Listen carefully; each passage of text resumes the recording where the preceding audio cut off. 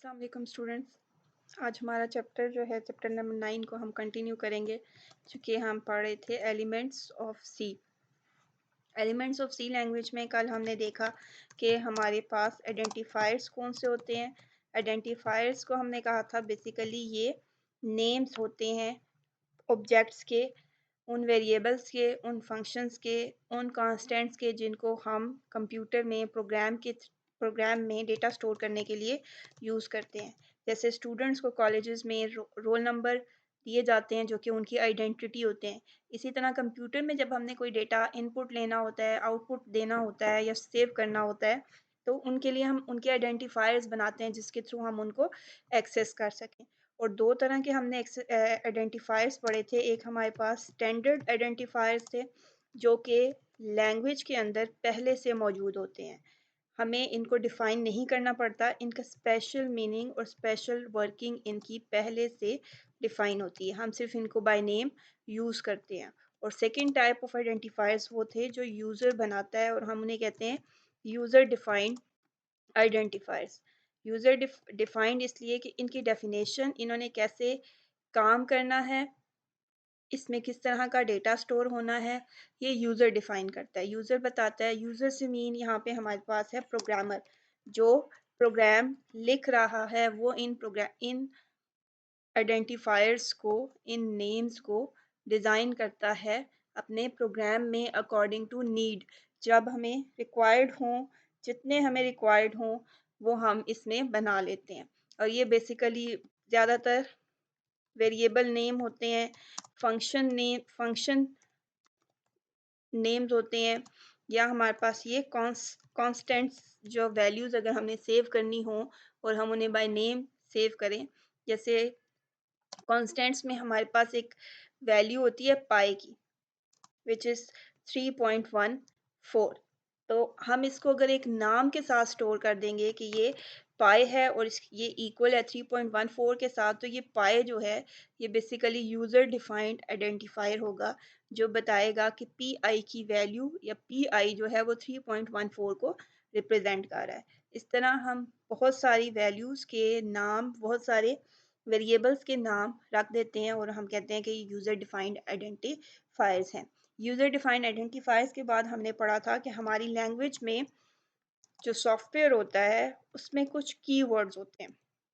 Keywords बोलते हैं special purpose words को, स्पेशल पर्पस वर्ड्स। वो वर्ड्स जो हमारी लैंग्वेज में पहले से डिफाइंड है कि उनका पर्पस क्या है, प्लस हम इनको रिजर्व वर्ड्स भी कहते हैं। रिजर्व वर्ड हम इन्हें इसलिए कहते हैं कि हमने इनको स्पेशल रिजर्व पर्पस के लिए या फंक्शन के लिए हमने इनको यूज़ करना है। ये वो वर्ड्स होते हैं जिनको हम दोबारा से रीडिफाइन नहीं कर सकते। प्रोग्रामर ने, लैंग्वेज प्रोग्रामर ने, जिसने वो लैंग्वेज बनाई है, उसने एक्सप्लेन कर दिया है कि इन वर्ड्स का क्या मीनिंग है और ये किस फंक्शन के लिए यूज़ होंगे। हम इनको दोबारा से खुद रीडिफाइन नहीं कर सकते और इनके फंक्शन जो है वो फिक्स होता है। और सी लैंग्वेज में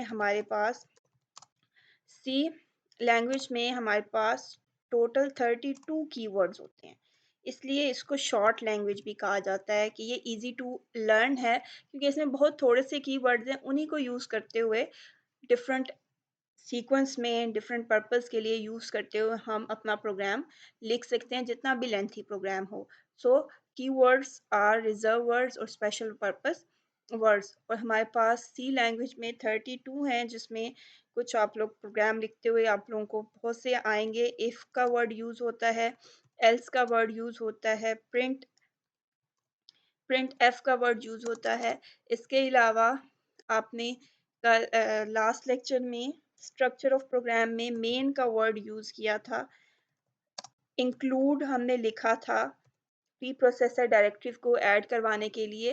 तो ये जो सारे वर्ड्स हैं जो हम यूज़ करते हैं लेकिन इनके मीनिंग्स पहले से लैंग्वेज प्रोसेसर या हमारे सॉफ्टवेयर के पास मौजूद हैं, इन सब को हम कीवर्ड्स या रिजर्व वर्ड कहते हैं। आज का जो हमारा टॉपिक है वो है वेरिएबल्स से रिलेटेड, कि वेरिएबल्स क्या होते हैं, वेरिएबल्स को हम क्यों यूज़ करते हैं और वेरिएबल्स हम किस तरह से यूज़ कर सकते हैं, इनको किस तरह से हम डिक्लेयर करवाते हैं अपने प्रोग्राम के अंदर। वेरिएबल बेसिकली अगर शॉर्ट फॉर्म में हम कहें तो ये नेम्ड मेमोरी लोकेशन होती है। नेम्ड मेमोरी लोकेशन मीन कि कंप्यूटर में जहाँ पे हमारा डेटा स्टोर हो रहा है, उस लोकेशन को हम एक नाम दे देते हैं और उस नाम के थ्रू हम एक्सेस करते हैं। लाइक जैसे आपके पास एड्रेसेस होते हैं। अगर हमारे पास एक स्ट्रीट है तो house number 1, house number 2, house number 4 वो उस एक घर का एड्रेस है 1, 2, 3, 4। तो इसी तरह कंप्यूटर में जब हमने कोई डेटा स्टोर करना होता है, जिस लोकेशन पे स्टोर करना होता है उसको हम नाम दे देते हैं और वो नाम बेसिकली एक वेरिएबल होता है जो उस स्पेशल लोकेशन को रेफर कर रहा होता है, बता रहा होता है कि इस लोकेशन पे ये रेफरेंस या ये नाम मौजूद है जिसके थ्रू आप इसके डेटा को एक्सेस कर सकते हैं। तो वेरिएबल जब हम डिक्लेयर करवाते हैं तो हमारे पास 3 चीज़ें होती हैं। अगर मैं यहाँ पे आपको ड्रॉ करके दिखाऊँ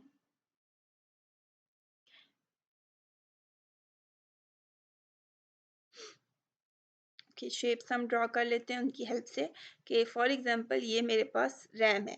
आप लोगों ने पढ़ा है कि हमारे पास कंप्यूटर में जब भी प्रोसेसिंग होने लगती है तो सारा डेटा कहाँ पे स्टोर होता है? रैम के अंदर जाके। उसके बाद हम उसे प्रोसेस करते हैं। तो जब हम अपना प्रोग्राम लिखते हैं, जब प्रोग्राम कंपाइल होता है, एग्जीक्यूट होता है तो वो प्रोसेसिंग प्रोसेसर ही कर रहा होता है। तो प्रोसेसर क्या करता है पहले उसको जाके रैम में मेन मेमोरी में जाके स्टोर करता है उसके बाद उसको एग्जीक्यूट करता है। तो ये हमारे पास रैम है, हमारी मेन मेमोरी है और इस मेन मेमोरी के अंदर जब हमने कोई डेटा स्टोर करना है तो अब ये सारी हमारे पास एक कंप्लीट रैम है। अब इसकी कौन सी लोकेशन पे डेटा स्टोर होगा, शुरू पे होगा, सेंटर में होगा, मिड पे होगा, लास्ट पे होगा। रैम को डेफिनेशन क्या पड़ी थी कि it's a random access memory. हम कहीं पे भी डेटा को स्टोर कर सकते हैं और कहीं से भी डेटा को एक्सेस कर सकते हैं। तो इस पूरी रैम के अंदर फॉर एग्जांपल मैंने अगर इस कॉर्नर पे डेटा को स्टोर कर दिया है तो इस कॉर्नर का एड्रेस मुझे सेव रखना है। यहाँ पे मैंने कोई भी डेटा स्टोर कर दिया, फॉर एग्जांपल मैंने यहाँ पे 100 वैल्यू सेव कर दी है। तो ये जो एक लोकेशन फिक्स हुई है इस पूरी रैम में, जो एक ये लोकेशन फिक्स हुई है ये बेसिकली हमारे पास एक वेरिएबल बन जाएगा। अब इसका एड्रेस हम याद नहीं रख सकते अगर ये कंप्यूटर लैंग्वेज में होगा तो हम इसको खुद से एक नाम दे देते हैं। हम कहेंगे कि ये हमारे पास मार्क्स हैं या ये हमारे पास क्या है,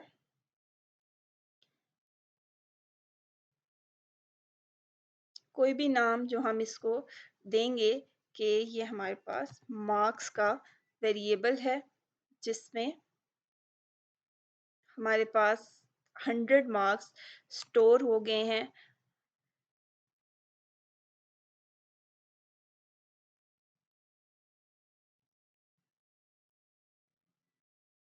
ओके, चलिए तो ये मार्क्स जो हैं ये बेसिकली इसको रिप्रेजेंट कर रहे हैं। यहाँ पे ये एक अलग से मेमोरी स्पेस नहीं है, मैंने सिर्फ यहाँ पे ये लिखा है कि ये जो लोकेशन है इसका हमने नाम क्या रख दिया है, मार्क्स। तो मार्क्स बेसिकली ये वेरिएबल का नाम है और ये वेरिएबल का नाम जो है किसको रिप्रेजेंट कर रहा है, इस लोकेशन को जहाँ पे 100 को हमने स्टोर किया हो। तो variable is a named memory location और मेमोरी सेल। मेमोरी सेल भी ए पार्ट ऑफ मेमोरी जहाँ पे हम कोई डेटा स्टोर कर रहे हैं। तो अब इसमें कितनी चीज़ें हमारे पास आ रही हैं, इन्वॉल्व हो रही हैं। सबसे पहले तो ये रैम जो कि कंप्यूटर की मेमोरी है, मेन मेमोरी है। उसके बाद ये जो बॉक्स बना है ये बेसिकली क्या है, नेम ऑफ वेरिएबल क्या है हमारे पास, मार्क्स। तो इसका जो नाम होगा वो क्या होगा, मार्क्स। उसके बाद इस मार्क्स के अंदर जो मैंने वैल्यू स्टोर की है ये वैल्यू ऑफ वेरिएबल होगी। एड्रेस के लिए हम उसको नाम दे देते हैं और उसके अंदर जो लोकेशन लोकेशन के अंदर जो डेटा हम स्टोर करते हैं उसको हम क्या कहते हैं कि ये इसकी वैल्यू है, कंटेंट है या ये इसका मेंबर है कि इस लोकेशन पे हमने कौन सा डेटा स्टोर किया है। और यहाँ पे ये बेसिकली ये जो मार्क्स है वो बताएगा कि ये वाला एड्रेस, ये वाली location, address of main memory जहाँ पे हमने कोई इंफॉर्मेशन या डेटा स्टोर किया हुआ है। ओके, इसके बाद हमारे पास जो नेक्स्ट है, अब जब हमें एक वेरिएबल क्रिएट करना होता है, ओके, वेरिएबल की अगर हम डेफिनेशन देखें तो हम कहते हैं कि वेरिएबल एक ऐसी ऑब्जेक्ट है, ये एक ऐसा कंटेनर है जिसकी वैल्यू चेंज होती रहती है। वैल्यू कैसे चेंज होती रहती है? इट्स मीन कि ये मार्क्स हैं। जब यहाँ पे रोल नंबर 1 के मार्क्स स्टोर होंगे तो उसने मे बी 80 मार्क्स लिए हैं आउट ऑफ 100। फिर रोल नंबर 3 के लिए हमने मार्क्स स्टोर किए हैं तो उसने मे बी 70 मार्क्स कंटेन लिए हैं आउट ऑफ 100।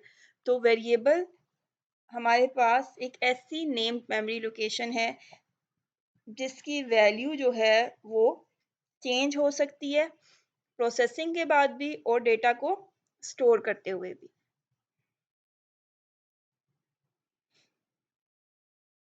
okay. यहाँ पे इसकी जो प्रॉपर्टी में आएगा क्या आएगा, ए वैल्यू ऑफ वेरिएबल में चेंज ड्यूरिंग प्रोग्राम एग्जीक्यूशन। जब आप प्रोग्राम को रन कर रहे होते हैं, कोई वैल्यू इनपुट लेके स्टोर कर रहे हैं वेरिएबल में, तो वो हर दफ़ा जब आप हर दफ़ा प्रोग्राम को एग्जीक्यूट करेंगे, रन करेंगे, तो आप इस वैल्यू को चेंज कर सकते हैं। लेकिन इसका नाम चेंज नहीं होगा, इसका नाम हमेशा क्या रहेगा, मार्क्स। लेकिन इसकी वैल्यू जो है वो अगर आप एक स्टूडेंट रोल नंबर 1 के लिए एंटर कर रहे हैं तो डिफरेंट होगी, रोल नंबर 2 के लिए डिफरेंट होगी, 3 के लिए डिफरेंट होगी। तो वेरिएबल की वैल्यू चेंज हो सकती है ड्यूरिंग प्रोग्राम एग्जीक्यूशन, लेकिन जो नाम हम उसका एक दफ़ा बना देते हैं वो नेम चेंज नहीं होता। हम उसी नेम के साथ उस वैल्यू को यूज़ करते हैं।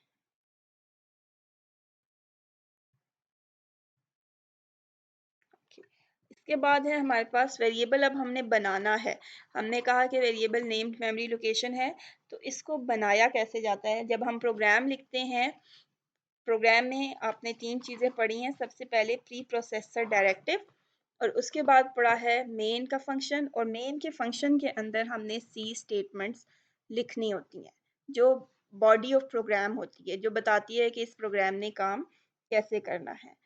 उस बॉडी ऑफ प्रोग्राम में जो मेन का फंक्शन है आपके पास, उस मेन के फंक्शन के अंदर सबसे पहले जो काम हम करते हैं, ज़्यादातर यही काम सबसे पहले किया जाता है कि जितने वेरिएबल्स हमने प्रोग्राम के अंदर यूज़ करने हैं उन सबको डिक्लेयर किया जाता है। डिक्लेरेशन मीन कि हम बताते हैं कि इस वेरिएबल का नाम क्या होगा और उस वेरिएबल में किस तरह का डेटा स्टोर होगा। जैसे यहाँ पे ये मार्क्स हैं और ये 70 जो है ये नंबर वैल्यू है, न्यूमेरिक वैल्यू है। मार्क्स बता रहा है कि इस वेरिएबल का नाम मार्क्स है, और ये वैल्यू बता रही है कि ये जो डेटा स्टोर होगा वो नंबर्स की फॉर्म में यहाँ पे स्टोर होगा। तो जब ये स्पेसिफिकेशंस हम क्लियरली डिफाइन करते हैं तो इसको हम कहते हैं कि हम इस वेरिएबल को डिक्लेयर करवा रहे हैं अपने प्रोग्राम के अंदर। किसी भी मेमोरी लोकेशन में डेटा स्टोर करने से पहले, वेरिएबल बनाने से पहले, उसे यूज़ करने से पहले हमें डिफाइन करना पड़ता है कि इसका नाम क्या होगा और इसमें किस तरह की वैल्यूज़ आएंगी।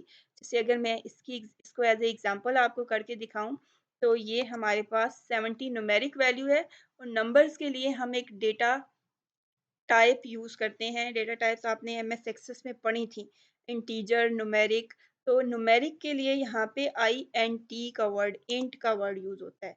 तो ये बता रहा है कि यहाँ पे नंबर वैल्यू स्टोर होगी, और इंट के साथ हम लिखते हैं MARKS, मार्क्स, इंट मार्क्स, और इसके एंड पे क्या आ जाता है, सेमीकोलन। सी स्टेटमेंट्स जब भी आप लिखते हैं तो सारी स्टेटमेंट के एंड पे सेमीकोलन आता है। तो ये हमने क्या किया है, मार्क्स के वेरिएबल को डिक्लेयर करवा दिया। तो अगर हम इसकी डेफिनेशन देखें तो वेरिएबल डिक्लेरेशन हमारे पास क्या है, process to specify the variable name and its type.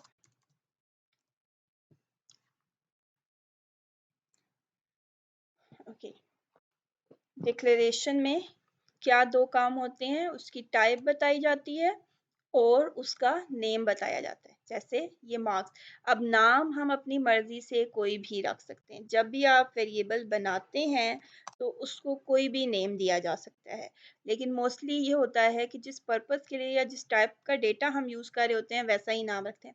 जैसे किसी की एज अगर लिखनी है, सेव करनी है स्टूडेंट की, तो नंबर्स में होती है, तो डेटा टाइप या टाइप उसकी क्या होगी, इंट।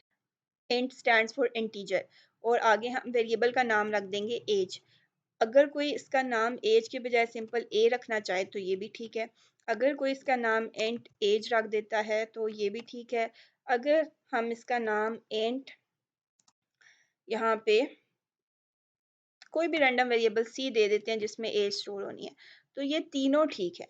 नाम हम कोई भी अपनी मर्जी से रख सकते हैं। नाम बनाने के लिए कुछ रूल्स हमें फॉलो करने पड़ते हैं, जो कि आपने आइडेंटिफायर्स के रूल्स पढ़े हैं कि शुरू कैसे होना है, उसमें कौन से अल्फ़ाबेट्स आने हैं और उसमें कौन से कैरेक्टर्स नहीं आ सकते।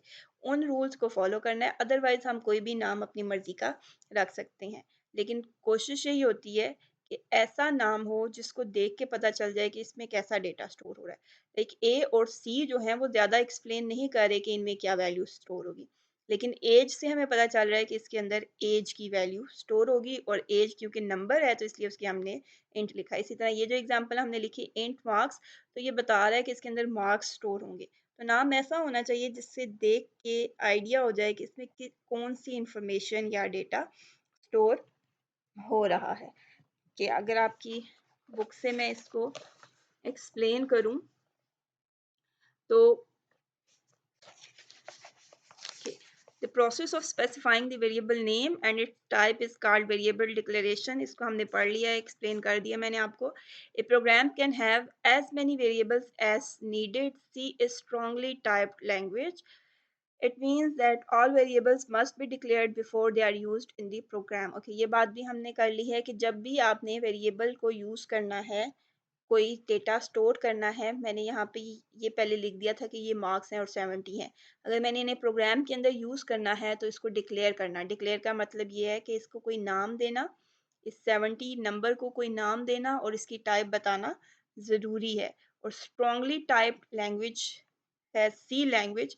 इसका मतलब ये है कि आप जितने भी आइडेंटिफायर्स यूज़ कर रहे हैं, अगर वो स्टैंडर्ड आइडेंटिफायर्स हैं तो उनकी डेफिनेशन पहले से मौजूद है, लेकिन अगर वो यूज़र डिफाइंड आइडेंटिफायर्स हैं तो आपने उनको पहले डिक्लेयर करवाना है हर हाल में। अगर वो डिक्लेयर नहीं हुए होंगे तो हमारे प्रोग्राम्स में एरर आ जाएगी, और वो एरर होती है प्रोटोटाइप एरर। वो बताता है कि इसकी प्रोटोटाइप या इसकी टाइप, कि इसमें किस तरह का डेटा आना है या इसने क्या फंक्शन परफॉर्म करना है, वो मिसिंग है। नंबर ऑफ वेरिएबल्स फिक्स नहीं है। आपको एक वेरिएबल चाहिए तो एक डिक्लेयर कर लें, अगर आपको 10 वेरिएबल्स चाहिए तो आप 10 बना लें। लाइक ई यू आई ओ के, ये अब मैंने सारे वेरिएबल्स बनाए। अगर आपने एक से ज़्यादा वेरिएबल्स बनाने हो तो आप कोमा के साथ देते हैं। ये एक, ये दो, ये तीन, ये चार, ये पाँच। अगर इन सब की डेटा टाइप सेम है तो मैं कोमा के साथ इनको लिख सकती हूँ, इंटीजर। तो मार्क्स के साथ आपने जितने भी वेरिएबल्स डिक्लेयर करवाने हैं जो आपके प्रोग्राम की ज़रूरत है, लाइक मैं अगर एक और वेरिएबल बनाती हूँ करैक्टर, जिसमें एक करैक्टर की वैल्यू स्टोर होगी, ग्रेट, तो मैं बना सकती हूँ। नंबर ऑफ वेरिएबल्स फिक्स नहीं है कि आपने एक प्रोग्राम में मैक्सिमम इतने बना सकते हैं। ओके, अब मोस्टली ऐसा होता है कि हम जब प्रोग्राम कर रहे होते हैं तो जितने वेरिएबल्स हमें चाहिए हों उनको हम स्टार्ट ऑफ द प्रोग्राम ही डिक्लेयर करवा लेते हैं ताकि बाद में कोई एरर जनरेट ना हो। लेकिन आप इनको कहीं पे भी डिक्लेयर करवा सकते हैं। फॉर एग्जांपल मैंने ये कुछ यहाँ पे डिक्लेयर करवा दिए हैं, इसके बाद मैंने कुछ स्टेटमेंट्स लिखी हैं और अब मुझे कोई और वेरिएबल चाहिए, ठीक है, और उसको मैंने यहाँ पे डिक्लेयर नहीं करवाया था, तो ज़रूरी नहीं है कि मैं स्टार्ट पे जाके उसे डिक्लेयर करवाऊँ। मैं यहाँ पे दोबारा एक नया वेरिएबल डिक्लेयर करवा सकती हूँ। प्रोग्राम में कहीं पे भी आप वेरिएबल को डिक्लेयर करवा सकते हैं, बट जब मैंने इसको यूज़ करना है, फॉर एग्जांपल ये वेरिएबल मैंने इस लाइन में यहाँ पे डिक्लेयर करवाया है, तो इसको मैं इससे ऊपर कहीं पे भी इन 2, 3, 4 लाइनें जो मैंने लिखी हैं, यहाँ पे यूज़ नहीं कर सकती।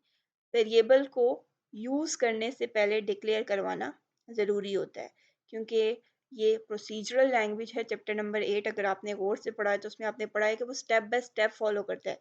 जिस सीक्वेंस में आपने स्टेटमेंट्स लिखी हैं उन्हीं उसी सीक्वेंस में एग्जीक्यूट होंगी। जब वो यहाँ से इसको एग्जीक्यूट करेगा 1 को, 2 को, 3 को, 4 को, और उसे 4 में एफ मिल जाता है, तो ऊपर तो कहीं एफ का कोई जिक्र नहीं है, तो वो उस पे एरर दे देगा कि ये तो डिक्लेयर ही नहीं हुआ, आपसे मिसयूज कर रहे हैं, क्योंकि उसकी डेफिनेशन, उसकी डिक्लेरेशन नीचे थी जो उसे अभी नहीं मिली। तो वेरिएबल्स को आप कहीं पे भी डिक्लेयर करवा सकते हैं, लेकिन डिक्लेरेशन से पहले आपने उस सॉरी, जहाँ पे आपने यूज करना है उससे पहले डिक्लेयर होना जरूरी है, उसके बाद नहीं हो सकता। ओके, वेरिएबल डिक्लेरेशन जब हम करवाते हैं तो कौन कौन सी चीज़ें हैं जो कि मेमोरी में फिक्स कर देता है वेरिएबल डिक्लेरेशन? एक तो उसकी डेटा टाइप बता देता है कि इसमें कौन सा डेटा आएगा।